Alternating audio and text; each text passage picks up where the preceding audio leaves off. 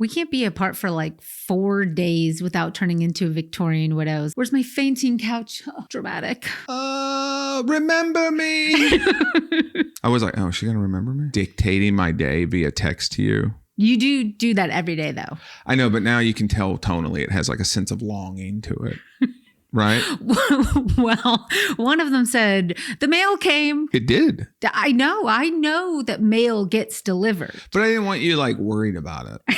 You know? You didn't want me to have to take that on. Yeah, like, I don't. You're already doing stuff. Like, you don't need to be like, oh God, what did the mail come where the previous tenant gets all their stuff?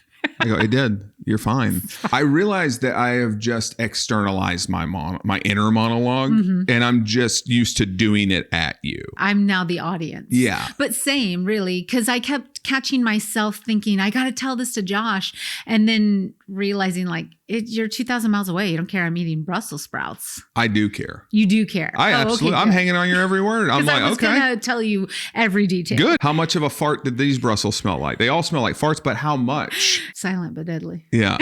Brussels sprouts are a great dish because you walk in your house and you go, either something bad medically is happening to my person and they're farting so much that it has filled the home, or we're having a side that I really like. Yeah. And it's going to take 3 days to air this out. It's either farts or Yeah. Before you know it, your conditioner, your mouth is watering at farts. You're like, that's weird. That's weird. It's weird what's happening. So yeah, you send it. I want to hear all of it. I'm building this whole weekend around stuff Heather would hate. Yeah, get that stuff out of the way before I get home. Every movie when it ended, I was like, oh, she would have absolutely roasted this. It's love, baby. And our reunion was dragging a heavy mattress through the house. Like the second you got here, I'm like, it's a heat wave. You got to get it. It was so heavy. It's so heavy and it like wants to fold on itself, you know, and you're just like, you gotta, like, nothing says love like yelling at your spouse. Like, you gotta lift your side though. You gotta turn it and you gotta lift it. And in my defense, I was lifting my side and saw that one of your corner sides was stuck on something. So as you were yelling at me, I was able to go, it's you. You're stepping on your own tail while you roar, lion. Oh, nothing feels better. So yeah, that was a great reunion. It's just like, because people, if you live most places where it gets really hot, I think most people, it gets hot a lot. You know, at least in summer. Yeah. California is very moderate climates. So our bedroom doesn't have AC, but our TV room does. Yeah. So it's like, well, I'm not going to sit. The room is a sauna. 20 years later, we're still building forts, though. I like that. It is like a little bit like camping out. And now it felt like a slumber party, kind of. Yeah, it was great. Oh, I loved it. And at one point, I got to roll over and watch TV from behind the couch like I used to as a kid. Yeah. Like on my tummy, like. Absolutely. Tummy TV. We should do that more as adults. Yeah, we got to get it back. But you should tummy watch TV more. Yeah. Right? You actually should. It's fun. It's probably good for our tech neck. Yeah. Little did we know. Feet up and the whole deal. You know what I mean? I think you should really go for it. You imagine like a 45-year-old guy just getting out of the coal mines, comes home, gets a shower, feels like himself, lays down on the ground, feet up in the air, and just like, you know. Just like hands just under a plate. I was thinking a bowl of popcorn. Okay, but yeah. A plate, I was thinking like dinner served right there. You're just, you know, you're just like, that was heaven when you were a kid. Yeah, rich people have vacation homes, which sound nice. Ooh, you wish. We have living room, bedroom. Exactly. At some point, you're married so long, you stop asking, is this normal? Yeah, you're just like, oh, is this what we're doing now? And it's not even a question. It's more of a statement at this point. Turns out, that is what we're doing now. That's what we're doing to beat the heat, baby. And I kind of love it.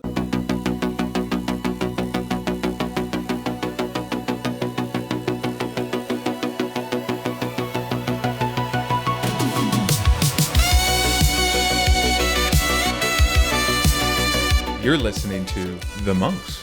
You're here with The Monks. I'm Heather. I'm Josh. And thank you so much for being here. And thank you for being here. And thank you for being here. You live here, though. Yeah.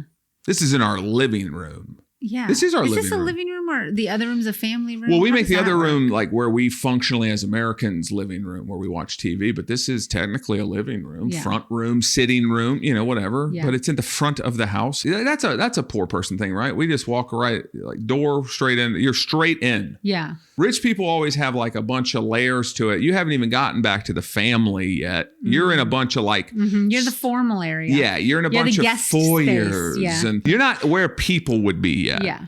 And poor people, we were always like, can you close that door? It hit me. You're right. We're right in the thick of it. We were actually having dinner. Sorry, we were having dinner, actually. Yeah. You just walk in and you're standing on their dining room table like, what's happening? You go, you're on us. It's like your kitchen counter is over your couch. So sometimes you bang your head into it. Oh, man, that's a poor person thing. Rich people are just plopping down, throwing their heads back. That's a spinal. You can tell who came from nothing based on how do you flop down? What's your flop status? None of us would flop down like we're not going to hit right below the occipital, right at the start of our spine on a countertop. Like, oh, God. And we're careful. Poor people are more careful than rich because they think it's just because you're rich and you need to feel something and you never had to worry. So of course you're going to moped around Peru in a way that's like too much. They go, this boy rich. Yeah. But really what it also is poor people are like, oh, I never had insurance to be out here on I'm not riding around on a Vespa in flip flops. I go, that's a toe drag, dude. I'm going to toe drag and be. Yeah. You just have a file in your brain that just shows you every gross injury that you might get from that situation. You go, As a kid, I was very aware of like that things would take like levels to it. I go, oh, I can't, probably because I probably just heard stuff like, we can't afford to be putting a cast on your arm. I was like, oh, okay, casts are up there. Yeah. I had multiple casts. Yeah. Well, you grew up better than me. They were like, we can wrap that up. Yeah. What's that stuff they wrap it in? Plaster of Paris? Yeah, something like that. Right? Mm-hmm. I feel like my mom would have, if I would have broke something, because she was so good with plaster of Paris as a crafts person. I wonder if she'd be like, well, could you set it and then I'll do it? Yeah. I just don't know why I'm paying you for the cast. I get it. Don't put it on so tight. She knew about plaster. She goes, you gotta give it room to. We have to put the cotton around it. Oh, oops. I go, oh, oops. Oh, oops. Because it's got when I was a kid, it had cotton. I don't know. Yeah. It probably has something better now because you can swim with them. Yeah, that's true. When somebody said recently that I worked with, they're like, oh, my son has a swim cast. I was like, swim cast was a trash bag. We already had a swim cast. Mm-hmm. Don't let them trick you. Mm-hmm. That was a Walmart bag. Oh, 100%. You tape that up. They go have fun. Mm-hmm. There's nothing those other kids can't do. Have fun. Don't flop down. You're going to break your neck. You're right on a countertop. Oh, rich people just spinning in rooms. You know what I mean? Spinning in rooms. Hanging arms out, just head back. I even think poor people gave up on carrying their brides over thresholds. They go, it's too tight. I can't make the turn. You're immediately on something. You're like, bang, bang, sorry. Rich people throw open 2 doors. 2 doors. I was going to say. Of course. You don't have to turn it off. Yeah, I could spin you into this room, put you down like a professional dance move. It's like, we don't have, honestly, when I first started seeing 2 front doors, there wasn't I don't think there was a house in my community that had 2 doors that opened into a space. That was TV stuff. You're rich if you're very comfortable watching workers move heavy things and go, can we try it? Oh my God. I could not ever imagine asking somebody to move something somewhere else after I didn't like it there. I go, well, I guess I'll figure out how to do that on my own later by myself. Yep. I think I'll go to here's where I'm from. I'm from late night infomercials. So are you, where they go, have you thought about putting plastic under the legs so you can slide it? I go, holy crap. Have you got straps so you and your wife can be professional movers? I go, this is perfect. I can't tell that guy to move it again. He put it down. That's what I felt when we were moving that bed. That room was stifling hot. And I was like, well, there's AC just in the other room. Mm-hmm. It feels because we did the hot nights a couple nights and you don't sleep good. We like it like a morgue. Oh, yeah. Like if somebody said, what kind of house, how people buy like churches and schools and I go, oh, they selling a morgue, huh? And it's going to stick around. That's one time I'd feel pretty confident. I go, I think we can make a lower offer here. I don't know that people are beating down the door to make a morgue. They're saying it has to go from morgue into a house. Can't be a morgue anymore because of the murders. I go, there was a murder at the morgue. Oh, this place is going to be. This place is cheap, I think. This place is going to be cheap. It's going to be embarrassing how cheap this is Oh, yeah. for them. Yeah. For us, it's going to be. And knowing us, I go, we have no real means, even because cheap was still like top of our budget. So now they go, well, this is an interesting kitchen. I go, yeah, open that and slide that. It's going to have the charcuteries in it. Open that and slide it. That's our drink one. It's like, what did this used to be? It used to be a morgue. Yeah. Well, you would get on one of those like shows where you get to worst houses in America. Wait, though, because of the morgue wall? We have so many different cooling areas. Yeah, we can do so much Here, with pull it. out the creamy. Let's make ice cream. Oh, they forgot to take this one. That's another thing I always like when you have movers and they go, you got your bed bag? And I go, can you just move this stuff? I don't want to have to buy a bed bag. No, we have one. No, we do have actually. We have our own bed bag. Thank you, sir. We move a lot. We have our own bed bag. Really? Yeah. Put the bed in the bag. We've jokingly gotten inside it, both of us together. We have a bed bag. Yeah, you don't just flop down. You know you're going to hit your head on something. We don't get to not have lips. I was once like, I shouldn't have been doing this, right? Yeah. But I was almost like sitting on the couch like a cat, like on the back of the cat. Yeah. I have a huge scar from just a nail. Yep. It's like... Yeah, I don't think rich people have just nails. Do you just have nails hanging out? No, I've caught shoulders on nails. Like they go, no, we tap those in. We have somebody who taps that stuff in. I feel like every poor person, we all get into a tub, like how somebody from up north knows to check to see if the lake is really frozen. We see a frozen lake, we go, you walk on that, right? And they go, oh, maybe not. You know, they kind of tap it. I feel like poor people, we grew up where we're like, oh, everybody slipped and fell in a tub. Yeah. We don't get materials that don't do that. And I feel like they're like, oh no, a soft tile from Morocco would never be slick. What do you mean? And I'm like, what do you mean? Is that true? I don't know. I don't know. Because I was going to then imply that into my own life and go, well, if it's from Morocco, it's soft enough not to slip on it. But I just mean, I feel like they're not stepping in their shower sometimes and just falling. No, they do have a different textured thing on the bottom of the shower. Yeah. We're like slick, make it slick. You know why? Because everything in our life, they don't have the same thing. If you unpack that, why do you think that like rich people have that? Well, they don't want a bath mat that's like suctioned to the thing. Yeah. They don't like tacky bath mats. How everybody has had to go. We have to. That's a statement everybody said. We have to go to Walmart and get a bath mat so we don't fall. Yeah. So we don't fall. Yep. We got to go get 2 things at Walmart that will be covered in mold in a month. Yes. We need to get a shower liner and we need to get a bath mat, and those will be filthy and diseased in a month. And a rich person goes, you can make it any hardscape that I won't ever think about slipping on. That's obvious because I don't care if it's tough to clean because I don't clean it. Yeah, that's true. You guys need every surface to be slick because you need to be able to wipe it down after a hard day's work. Yeah. Rich people just show up and be like, I don't care about soap scum. I don't want to hear it. I don't want to see smudges and like that film. No, I don't want to hear the word soap scum. Soap scum is a word that you hear early and often. I don't think they would even know what those 2 words together meant. They would have never seen it. They don't comprehend it. No. Oh, I'm very keenly aware of what soap scum is. You know, I've had to put my elbow grease into it. Yeah. Oh, yeah. I know what it looks like to take one of my dad's old socks that we can't just throw out. That's now a cleaning sock. It's a rag. And doing an old shoe shine motion on a terrible fixture in a bathroom to try to get everything off of it. I can see in my mind what it looks like to put one of my mom's socks on my hand and dust a ceiling fan. Like, you know, you don't know what that's like if you grew up in the Hamptons. So I went home for a couple of days. Yeah. I think like Florida does have a lot of different accents you get to hear. Oh, yeah. But I also love hearing the Florida Southern accent. And it reminded me of this thing I do. And I thought of it when I was watching the Eva Longoria show where she goes through France. Very similar to Southern Florida. Yeah.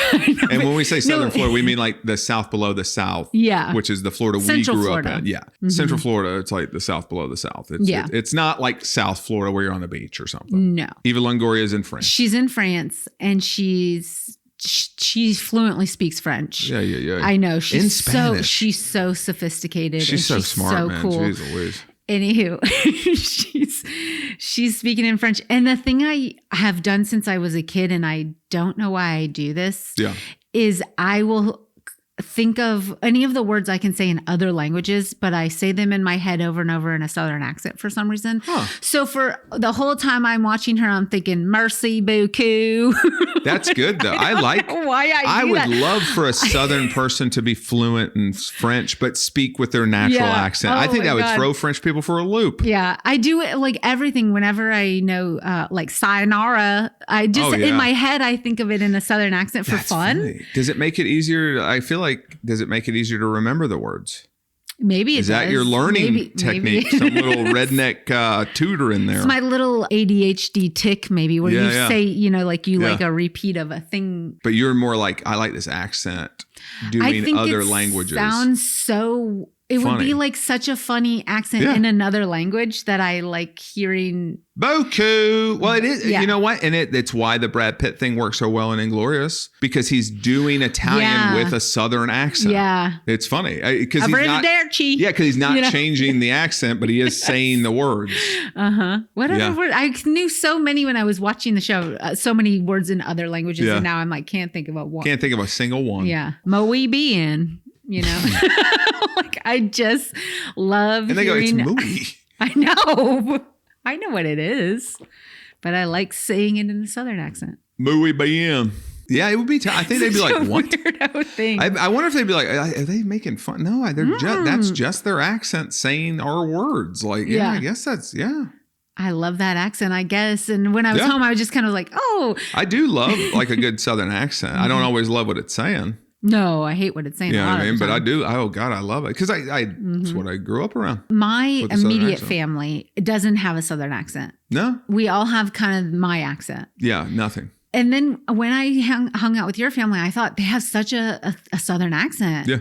And like your mom was the first person before Obama said it that I ever heard say folks a lot. Yeah. Like in regular conversation. Yeah. And I thought that's so, I so love folksy. it. It's so, literally. Yeah, it is. It's so cute. Sometimes my Southernness will come out in weird ways. Like I remember my own cousin who also is from these places, his scenario is exactly my scenario because he was born in Texarkana and his family moved to Wildwood, Florida. He's like, for whatever reason, our families just migrate together. Yeah. You know, a lot of family does that, I think. And one day I think we were making something and I was referencing somebody on it. And I said, the young lady who's doing, and he goes, young lady, what?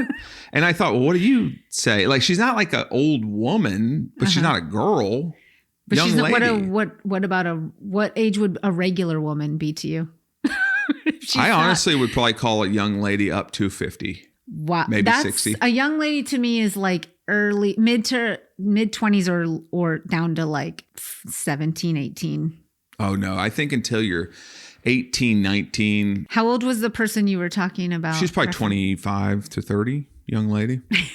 You know? Because you know what it is? In my head, truly, I go, I feel like I'm probably wrong, but I feel like I'm not going to get eviscerated if I said, like at my age, about like a 22-year-old, I go, oh, that girl, the girl right over there, she did it. Like, she did it. I feel like if a 22-year-old heard me say, oh, the girl right there, they wouldn't go, I'm a one, I think they'd go, okay, yeah. He's old, I'm young to him. But at 25, if I said girl, I do think we're starting to get into the territory where like, I'm a woman. I'm a full grown woman. Mm-hmm. So what did he say? What did he say? He just was like, young lady. But when you say, I said, what would you say? He goes, I don't know, that girl, like that, that lady. Yeah. Young lady. Oh, that's what it is. Lady is That's better. True. You get to lady when you hit around 30. Lady. No. Before 30, probably. No. I would say 25 is lady now.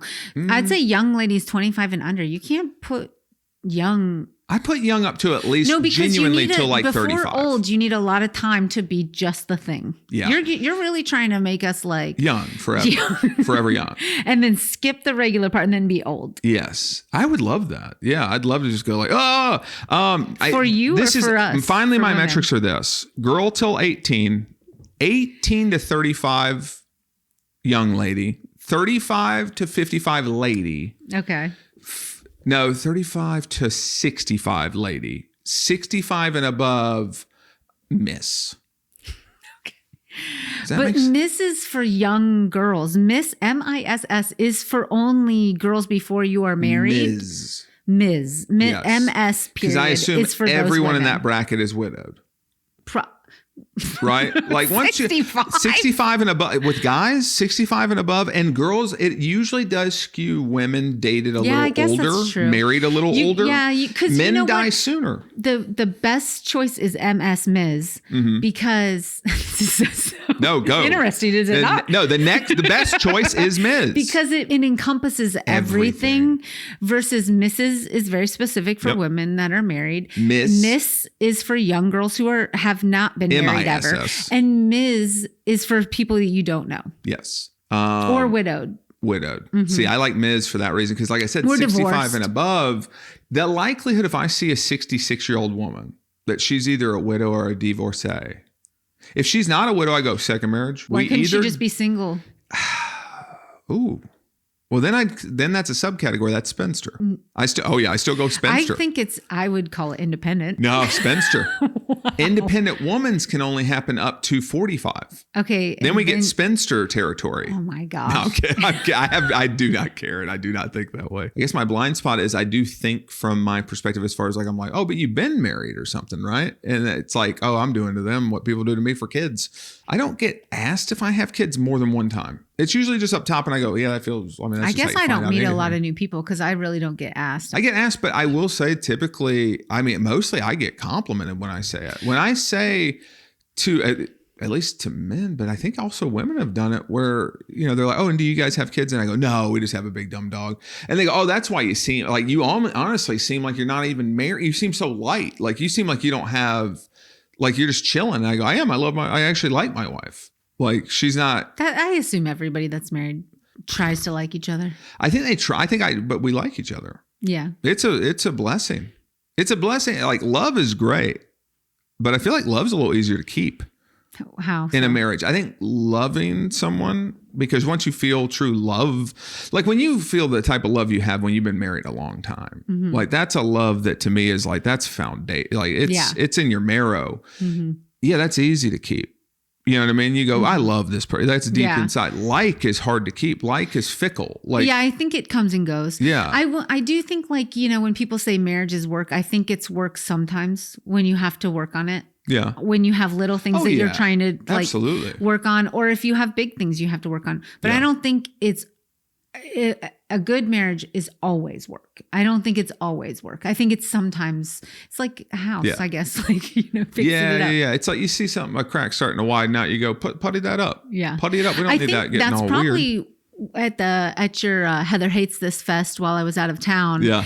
You watched a bunch of movies that I wouldn't watch, which are usually sad. And specifically, my worst topic movie is a soulmate dying. Yeah. Whether it's a marriage soulmate, a sibling soulmate, a friendship soulmate. Somebody that's like your person.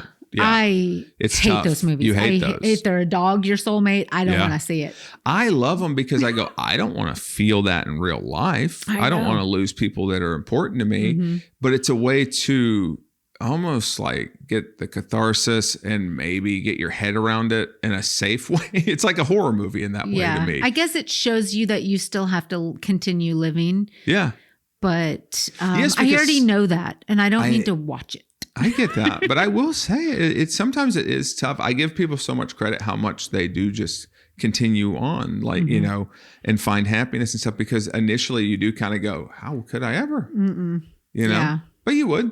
You'd be like, oh my God, I'm so thankful not to hear that guy talking all the time.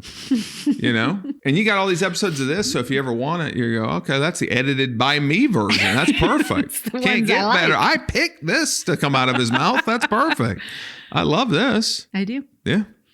One of our conversations when I first got home somehow spiraled and we were talking about Prince. Yeah. And then you started kind of saying the way you were talking at one point, I just said, so your thoughts are that to like an artist, you have to think that person would like you back. Is that is your take on I didn't art? Even, until we were having that chat, I didn't really think of it that way. I just always do kind of think that for the most part, if I really dig somebody's music, movies, comedy, whatever, that I go, oh, I'm sure if I met them, they'd like me.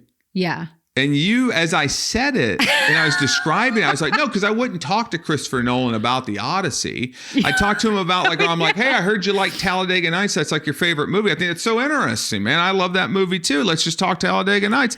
And he'd walk away going like, that was delightful.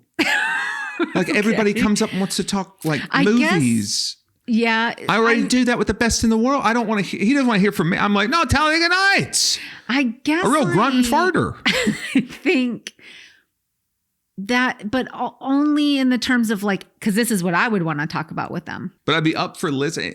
I would be up for listening. I find you to be terribly interesting because I do have that built in, like, holy smokes, this is Christopher Nolan. So if he started to talk about, again, I go, I just don't know how I wouldn't. People love to be listened to. Mm-hmm. And they have such a higher like status in your mind a lot of the time where you're like, oh, I am interested to hear how you made that. I guess you think they would like you because you're interested in what they're doing and you want to hear about it. But I think so would somebody who they wouldn't like, they would want to hear about it. That's true. But I also think because I'd pepper in funny stuff, fun things, I go, yeah, I'd win them over as I win people over. Okay. They're not immune to these charms. I can get it going. And then you were like, that's crazy. I don't like everybody's art, probably that I like their art, but not them, maybe, or something like that. Oh God, no, that's a different thing. I wouldn't want them to like me. That's a different thing. If you're asking me if I have to like the artist to like the art, unfortunately, the answer has to be no. Yeah. Like the more you learn about certain people, and it's constant that you go, I don't want to have to hate a whole franchise I already liked. Yeah. So now you definitely don't have to like them to enjoy it. But they have to still like you for you to enjoy No, it's weird. Once I know they're crummy, I kind of go, I don't care. I wouldn't care. Because just like any crummy person, I go, I genuinely don't want to waste a single second of my life trying to be liked by you or be around you too much. So I honestly stopped thinking of you in that capacity, and more I just go, I wouldn't want to know you. There's a lot of people whose work I can watch and I can enjoy a thing, and I go, I wouldn't want to know them. Like, I wouldn't want to have to talk with them. But even down to like, just kind of like, to the worst. Yeah. I guess if it was like real bad, I would cut off the art as well. Yeah. I don't think I want to get that far in there. Some are easy. Honestly, Woody Allen, I was like, already hated it. Boring. I thought it was so weird. I mean, I hate to be this guy where I go, I know you're going to defend some of these people, but some of them are making really good movies. I mean, let's at least get rid of Woody Allen. They're just boring talkers. You know what I mean? Like, it ain't doing nothing. Like, they go, oh, but it's so funny. I go, to who? I ain't ever in my life. This is where like the reality of comedy really comes in. I go, I've never met anyone in my real life that when I go, just tell me some of the things that just made you laugh your head off. Like, what did you love as comedy? I've never, from all walks of life, ever had a person say Woody Allen. I've only ever seen people say Woody Allen's comedy is funny from people that we find to be people in comedy when they're being interviewed. They'll go, oh, Woody Allen. I go, I have never in life. I think if you're in maybe a class and you're trying to be pretentious or something. It's like when somebody says that their favorite filmmaker is Orson Welles. I go, no, it isn't. Yeah, I don't know if anybody says that. In LA, they would. Oh. Orson Welles. I go, Orson Welles. No one's ever said that to me, but they probably saw my face when they went to say it, and I go, I hope they're not going to say that. I hope. And then they ended up not because they saw the face. Michael Bay. Bingo. No, Orson. I've had somebody say Orson Welles to me, and I couldn't even play along. I was like, Orson Welles. This is where I guess people don't like me in conversation, probably. Because I remember I was like, Orson Welles is your favorite director. No, he's not. Who was it? A comedian that said this? It was like a comedian, but they're also like filmmakery, and and I said, no, they're not. And they go, no, they are. I don't care that they did this thing first. Yeah. I totally, if you're asking me, do I think in the history of film that Orson Welles is legendary? Yes.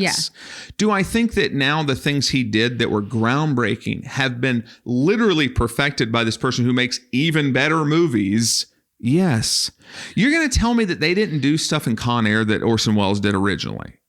Yeah, they did. They did probably a ton of techniques that guy did. You know what else they did? They gave me a big, long, beautiful monologue from a John Cusack about what these convicts did and how they're all on this plane and there's one good convict. Do you understand what that does to people where they go, one just man in a sea of unjust men? Oh boy, I can't wait to see what this guy say, Rosebud or something at the end of this other Boresville movie. No, dude. Turn the channel back. I think Steve Buscemi's going to eat somebody. They may have straight up in that movie at that time. It would not have shocked me if they would have straight up been like, he's a pedophile. Oh, yeah. Like a bunch of times we said that. Mm-hmm. I don't remember. If you tell somebody is that deranged and you show a kid on a swing, I don't think it's a big leap for most of us to go, oh God. Yeah. You know? Duh. And then she's like, bye. There's Au revoir. Yeah. Au revoir. Mon ami. Oh, no, that's correct. Mon ami. Yeah. Ooh, you can do it in that's the funnest part because you know in your head so many different Southern accents that are different. Yeah. This little tweak, that little tweak. And just saying them in different Southern accents that are all the same word. It's just so fun. You're like the producer on the Ernest movies. You go, where else do I want to hear this accent? And if I remember correctly, I may be crazy, but did they have Ernest go to Africa? They did. I believe they did. Probably. I bet if I watch that back, we probably got some probably shouldn't have. I don't know if they did. But boy, Ernest goes to like Buckingham Palace or Ernest goes to Paris. Mm-hmm. Oh, that's a home run. Mm-hmm. I love those kind of, man, this is a runner of movie I'm about to say. And you tell me if this resonated with you or if this could have been my dad showing me stuff. Yeah. Like sometimes I'm like, oh, nobody else was really watching this, I guess. Yeah. King Ralph. Which is where John Goodman finds out somehow it's like all these people have died and you're the descendant to the throne, and it's like just this regular guy. And John Goodman always reminded me of my dad. Like I was always like, oh, this dude is my dad. Like he's just tucking in a t-shirt real tight and like the Brewster's Million. Where it's just like I'm seeing a tape of somebody who's like. I think those were from your dad because I think I was probably watching young lady stuff. Yeah. And I was watching where I'm like, that's why I think sometimes I go, no, but eventually you're going to get like a wish. But like Richie Rich for sure, I did watch. I just like those kind of movies where I'm like, these stakes are insane. Like, it's like I got to spend $30 million, but I can only give X amount to charity. And if I blow this money the right way and there's no assets remaining, but I didn't just burn it to the ground with it, like intentionally, there's like a lot of rules around. I get like hundreds of millions of dollars. You know what I mean? And I'm like, oh, that's cool. I get to be king of England. No wonder I literally just am sitting around like, I got a windfall coming. I know I do. Then they went dark with it. They took that fun element. Those movies always were kind of like, oh, this isn't too high stakes. And then, of course, it gets darker where it's just like Frank Margello showing up with a box. And he's like, someone will die. I go, why? Yeah. Heather, do you have any more thoughts, feelings, or jokes? I'm just trying to think what movies, if I was having a Josh Hates This Fest, what genre of movie I would want to watch. Yeah. While you were out of town because you don't like it. Yeah, because everything you said you watched on the plane, I was like, oh. I know. I am absolutely in TV jail right now because you have globbed onto all of my, like, when, at times, just, like behind the scenes, I'm doing something and I want something on. And then you'll be like, oh, now I also watch Love Island UK. And I go, well, now I have to wait till the afternoon to watch it. I've seen a couple episodes of this Project Runway season. I think I want to know who won the design challenge. I know, and I did watch without you. I know. And that one I'm okay with, but like I think it's because I can relate to people pretty quickly, and I go, okay, I'm in it. Okay. I know, and then I'm like, I'm in a what would glass be the box. genre of movie? Because like I said, everything you watched on the plane when you said you watched the drama. Was it the drama or the drama? The drama, and you watched Devil Wears Prada 2. And I was like, oh, I'd like to see. And those. I watched the Michael Jackson movie. I'd watch. And then I started watching that Charlie XCX like mockumentary, and I did fall asleep. And it's crazy. It was, if you saw this movie, you'd be like, you started falling asleep to this movie. Because it's like, you're going to like it though, right? Oh, I want to finish it. Okay. But it's very like. Yeah, it's a concert movie. Song, right? Like sound. Yeah. And it's a lot of flashing light. And I'm just like. I think when you're tired, you're tired. Yeah. Another thing we do at this age that I despise when I was younger, and I'm like, and you just become everything that you thought, is middle of an episode just being like, I have to go to bed. I can't. It doesn't matter that I find this episode compelling or not. I can't stay awake. Because that was the running joke for our childhoods is like your dad falling asleep with a remote, and when you go to take it, I'm watching it. It's like, I guess because of that, I'm like, I have to admit to myself, I can't watch this. I'm just gonna fall asleep. Yeah. We're on an episode of TV right now on Amazon that we are 2/3 of the way done with the episode. This will be our third night. That's crazy. They're like 36 minutes long. Oh, it's terribly crazy. I said, when I stopped it, I said, this was already a second pass. You're going to be a third night. Yeah. It's embarrassing. It's not even an hour-long show. It's crazy. And it's not at all a boring show. It's always either being funny or giving you action or something. And somehow it's we remember it when we have 15 minutes that we go, you want to watch something else, thinking we'll finish it. Yeah. And then, too late. We've also been dancing too close to that fire too, where it's why we act like we're not going to bed? It's 10:19. We're trying to start something for an hour. No way. You're not going to 11:20. Oh, I know what I could watch while you were away. I could watch Back to the Beach. I could watch Grease. I could watch stuff like that. Musicals. I don't care for them. I go just say it.